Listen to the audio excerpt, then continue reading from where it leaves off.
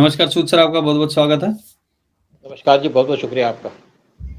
सूद sir, world war 3 की बातें की जा रही हैं क्योंकि अब और भी कंट्रीज इस युद्ध में कूद पड़ी हैं। जैसे कि इजराइल ने हिजबुल्लाह पर अटैक कर दिया, लेबनान पर अटैक कर दिया है। लेकिन अगर हम देखें कि कहाँ से ये चीजें शुरू हुई थी, वो थी आपका यूक्रेन और रशिया। अब यूक्रेन एक तरफ कहता है, जब मोदी जी भी वहां पर गए थे, कि हम पीस चाहते हैं, हम इसको बंद करना चाहते हैं। दूसरी तरफ अभी कल ही बयान आया है यूक्रेन के कॉमेडियन राष्ट्रपति का कि भाई हम रशिया को बर्बाद कर देंगे, अब हम देखेंगे, उनको वहां से निकाल देंगे, खदेड़ देंगे। और ये हुआ है जो बाइडेन की मीटिंग के बाद।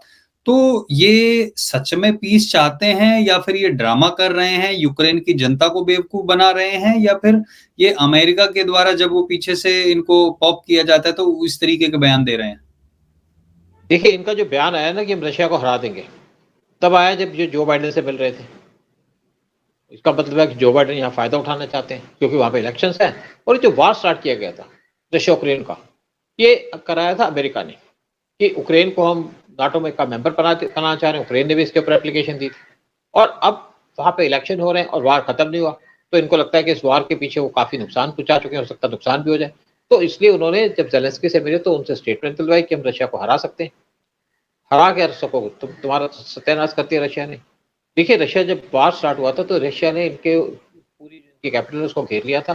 फरवरी में वार स्टार्ट हुआ 2023 में। मार्च के अंदर रशियन फोर्सेस ने इनको पूरा घेर लिया था, लेकिन रशियन फोर्सेस इनके कैपिटल के अंदर नहीं घुसे। उस टाइम पे जो ब्रिटेन के प्राइम मिनिस्टर थे वो भागे भागे गए यूक्रेन के अंदर, जेलेंस्की से मिले, क्योंकि जेलेंस्की उस टाइम पे सोच रहे मैं सरेंडर कर दूं। और रशिया को उम्मीद थी कि जेलेंस्की इस टाइम पे गिर चुके हैं और उनकी आर्मी यहाँ पे या तो कर देगी, इनको मार देगी, इनको कब्जे में कर लेगी और वहां पे पीस डिक्लेयर कर देगी। लेकिन जब ब्रिटेन के प्राइम मिनिस्टर वहां पहुंच गए यूक्रेन के अंदर और जेलेंस्की से कहा हम आपके पीछे खड़े हैं, हम आपको सपोर्ट कर रहे हैं, आप घबराइए मत, हम आपके पास सारे आर्म देंगे, हम ये कर देंगे, फलाना कर देंगे। तो जेलेंस्की, जैसे आपने कहा, कॉमेडियन है, तो जेलेंस्की उनकी बातों में आ गए। अगर अपनी अकल होती तो अपने देश की सोचते, किसी के झांसे में क्यों आना। लेकिन उसके बाद इनको इक्विपमेंट देने शुरू कर दिए यूरोप ने। लेकिन जो बचे हुए या पुराने इक्विपमेंट थे वो बेचते रहे, और वो भी देते रहे नए इक्विपमेंट के प्राइस पे। अमेरिका ने इनको बहुत कुछ दिया, चलो लड़ाई चल रही है, सब कुछ हुआ। लेकिन किसी भी लीडर ने वर्ल्ड के, चाहे जो बाइडेन हो, चाहे मैक्रॉन हो, कोई भी यहाँ गया, विजिट किया यूक्रेन के अंदर, तो ये नहीं कहा कि हम पीस लाएंगे या वार खत्म करेंगे। कोई इनको भड़काते रहे, कभी कोई स्टेटमेंट, कभी कोई स्टेटमेंट। तो पहला लीडर जो इनसे पीस की बात की वो थे इंडिया के prime minister PM Modi. PM Modi की जो पहली मीटिंग हुई, जब यहाँ पे G20 की समिट होनी, तब भी इनसे कहा गया मोदी से कि आप यूक्रेन को बुलाओ। पीएम मोदी ने मना कर दिया कि मैं क्यों बुलाऊं, हमारा उससे क्या लेना देना। और फिर यहाँ पे पीस की डिस्कशन हुई, एक इनकी मीटिंग हुई, वहां पे रशिया को नहीं बुलाया। जब एस जयशंकर से पूछा गया कि आप पीस नहीं चाहते, क्यों नहीं इंडिया वहां पे आया, तो कहते पीस मीनिंगलेस है, जब तक जो रशिया है जिसकी लड़ाई हो रही उसको नहीं आप बुलाते। तो पीस इनिशिएटिव जो है वहां पे रशिया को बुलाओ, तभी तो बात होगी। एक पार्टी को बुला करके आप वहां स्टेटमेंट दे दो, क्या पर्पज है उसका। तो इसलिए इंडिया भी नहीं जाएगा। लेकिन पावर में आने के बाद जो पीएम मोदी की पहली विजिट हुई वो हुई इटली की, जहाँ G7 मीटिंग में गए थे। और वहां जाकर के पीएम मोदी की यूक्रेन के प्रेसिडेंट जेलेंस्की से मीटिंग हुई, बात की उन्होंने, हाथ मिलाया, साथ में उन्होंने फोटो सेशन किया वर्ल्ड को दिखाने के लिए कि हम बात कर रहे हैं।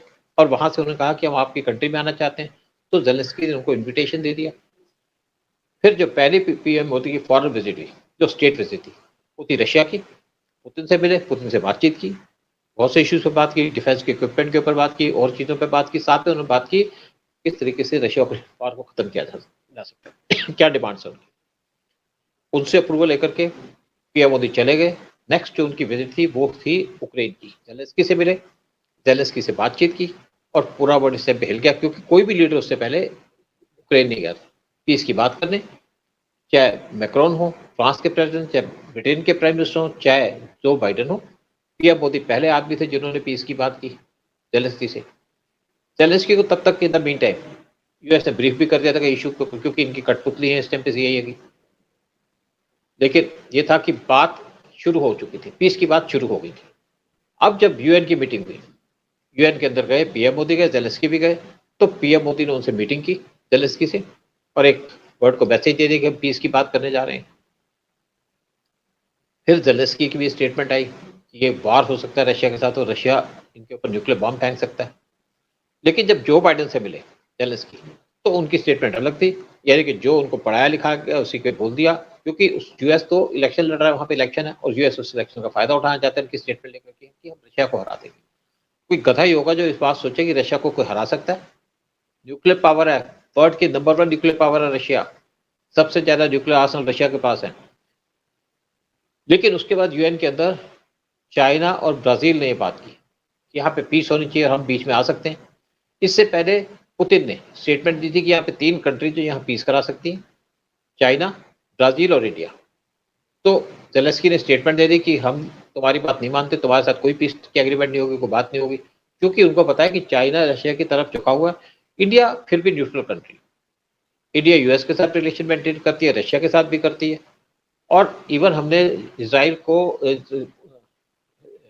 यूक्रेन को पीएम की मोदी की विजिट के टाइम में मेडिकल सपोर्ट दिया है। इन्होंने इनको स्पेशली मेडिकल किट्स दी थी यूक्रेन को, जिससे यूक्रेन को लगा कि बहुत फायदा, बड़ी स्पेशल किट्स दी गई थी यूक्रेन को। लेकिन अब बात यह आती है कि यहाँ पे क्या वार खत्म हो सकता है? ये वार एक दिन में खत्म हो सकता है। ये बात कही है डोनाल्ड ट्रंप ने कि अगर मैं व्हाइट हाउस में आ जाऊंगा तो वार एक दिन में खत्म हो जाएगा, और वार खत्म हो सकता है, एक दिन लगेगा उसको, क्योंकि अगर यूएस इनको आर्म्स एमुनिशन देना बंद कर दे तो यूक्रेन लड़ ही नहीं सकता, वार खत्म हो जाएगा 1 मिनट के अंदर। और यूएस इनको सपोर्ट नहीं करेगा तो जितनी नाटो कंट्रीज वो सपोर्ट नहीं करेंगी, तो वार खत्म होने में दिक्कत नहीं है। लेकिन यूएस वार खत्म नहीं, वो नहीं चाहता वार खत्म, क्योंकि उसने एक तो 70% जो आपका यूक्रेन है उसको डिस्ट्रॉय करा दिया। रशिया ने पहले इनके आर्म्स जहाँ थे या मिलिट्री के एस्टेब्लिशमेंट थी वहां पे अटैक किया, फिर इनके इकोनॉमिक इंटरेस्ट पे अटैक किया, फिर रशिया ने इनके सिविलियन एरियाज में अटैक करना शुरू कर दिया, और 70% यूक्रेन डिस्ट्रॉय हो चुका।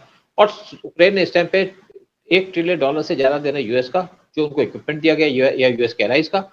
अब जो यूएस की उसकी नजर है इनकी लैंड के ऊपर, क्योंकि सबसे ज्यादा वीट यूक्रेन के अंदर होती है, तो यूएस उसको कंट्रोल करना चाहता है। एक टाइम यूएस वर्ल्ड की सबसे ज्यादा वीट प्रोड्यूस करता था, साथ तक कनाडा, इंडिया को भी 60-70s में वीट भेजा करते थे, फ्री के अंदर वीट देते थे, समुद्र में फेंक देते थे। देखिए यूएस ने क्या किया कि पहले यूएस ने पूरे वर्ल्ड को कंट्रोल कर लिया, पेट्रो डॉलर्स, सऊदी को, यूएई को, और जितने भी गल्फ कंट्रीज हैं, अपना तेल बचाया हुआ है, लेकिन इनका तेल यूज करता था। उससे पहले ईरान के साथ इनकी डील थी कि ईरान का तेल निकालते थे। जब शाह ने इनको ऑब्जेक्शन किया कि अब तो तेल अपना खुद निकालेंगे, तो इन्होंने जो शाह था, यानी कि जो ईरान का प्रेसिडेंट था या उनका किंग था, उसको डिथ्रोन कर दिया और ईरान की हालत कर दी, ईरान को बर्बाद कर दिया। अब पेट्रोल डॉलर पे तो कंट्रोल चल रहा है कि कब तक यहाँ तेल चलेगा, तो इसलिए अब ये वीट पे नजर रखी है जो यूक्रेन में उगती है। तो यूएस की पॉलिसी देखिए, यहाँ पे 2 कंट्रीज है वर्ल्ड के अंदर, एक है यूएस, एक है चाइना। चाइना क्या करता है, किसी कंट्री को थोड़ा पैसा देता है, लोन देता है, और लोन देता है छोटी छोटी कंट्रीज को, क्योंकि जो चाइना का लोन होता है वो होता है 3 to 5%। जो आपको आईएमएफ लोन देता है वो आपको 1% होता है या उससे भी कम होता है। तो जो चाइना लोन देता है, वो कंट्री जब लोन तो ले लेती है, लेकिन वो प्रोजेक्ट को आगे ले नहीं पाती, क्योंकि वहां पे पैसा देता है, करप्शन करता है, तभी चाइना लोन देता है। और ऐसे प्रोजेक्ट को लेता है कि जहाँ पे या तो उसका अपना इंटरेस्ट हो, लेकिन उस कंट्री के इकोनॉमिक इंटरेस्ट को देख के नहीं करता। जैसे इसने हम्बरटोटा पोर्ट पे डेवलपमेंट का काम किया श्रीलंका के, जिस पोर्ट के अंदर कोई वहां पे शिप नहीं आता, और इन श्रीलंका इनको पैसे नहीं दे पाया तो वो पोर्ट ने ले लिया। उसी तरीके से छोटी छोटी कंट्री को ट्रैप करता है। लेकिन अमेरिका एक बस सबसे बड़ा गुंडा है, एक कंट्रियों को वार कराता है, सामान देता है, इक्विपमेंट देता है, हेल्प करता है, लेकिन उसके बाद उस कंट्री को अपने जाल में फंसा लेता है कि अब आओ और हमारा पैसा वापस करो। इंडिया से क्यों नाराज है? इंडिया से क्यों नाराज है? इंडिया यूएस से इसलिए नाराज है कि उन्होंने पीएम मोदी को बुलाया था स्टेट विजिट पे जून 2023 में, और फिर पीएम मोदी से कहा कि आप नाटो ज्वाइन कर लो। पीएम मोदी ने मना कर दिया, कहते नाटो प्लस ज्वाइन कर लो, वो भी पीएम मोदी ने मना कर दिया। और इनका पर्पस ये था कि अगर इंडिया नाटो पर ज्वाइन करता है, नाटो प्लस ज्वाइन करता, तो इंडिया सारे इक्विपमेंट लेता यूएस से, और हम रशिया से इक्विपमेंट लेना बंद कर देते हैं, हमारे पास 60% जो इक्विपमेंट है वो बेकार हो जाते। तो इंडिया नहीं मानी, इसलिए उन्होंने पीएम मोदी को टारगेट करना शुरू कर दिया, पीएम मोदी को हटाने की कोशिश की उन्होंने पूरी। देखिए यूएस क्या करता है, यूएस नाटो की जो आज की डेट पे कोई नाटो की जरूरत तो है नहीं, क्योंकि सीटों तो खत्म हो चुका, जो रशिया के अलायंस थे वो तो खत्म हो चुके, लेकिन ये कंट्रीज को अपने जाल में फंसाता है। नाटो ज्वाइन करो, सामान यूएस से लो, यूएस की इकोनॉमी को बढ़ाओ, प्रमोट करो। जब 60s के अंदर इंडिया ने प्लेन चाहिए थे, तो यूएस से कहा जब प्लेन चाहिए, तो इन्होंने मजाक उड़ा दिया कि आपके पास जो एयरफोर्स है वो तो नुमाइश में रखने के काबिल है। तो इंडिया को जब कुछ नहीं मिला तो वो रशिया की तरफ चले गए। और जब इंदिरा गांधी पावर में थी तो तब हमको यूएस ने वारशिप एयरक्राफ्ट ऑफर किए, फाइटर जेट्स। लेकिन इनका जो फाइटर जेट था वो कॉस्टली था और उसके बदले में हमें 3 फाइटर्स मिलते थे, 3 जेट्स मिलते थे रशिया से, इसलिए इंडिया उस तरफ चला गया।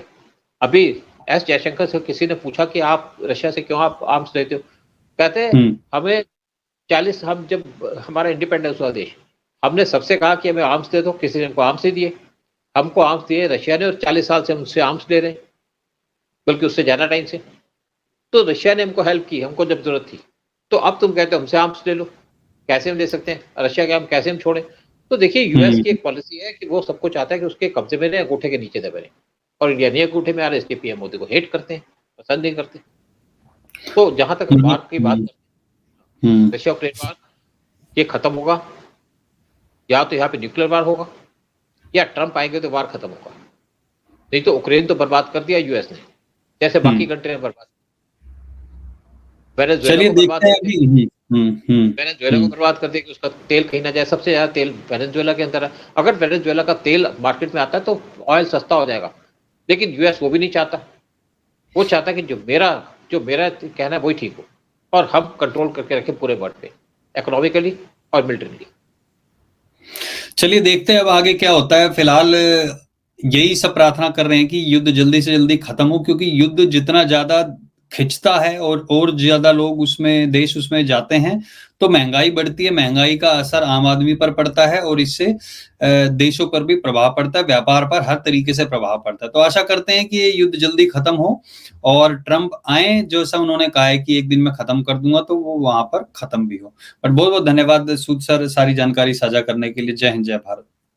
जय हिंद, जय भारत।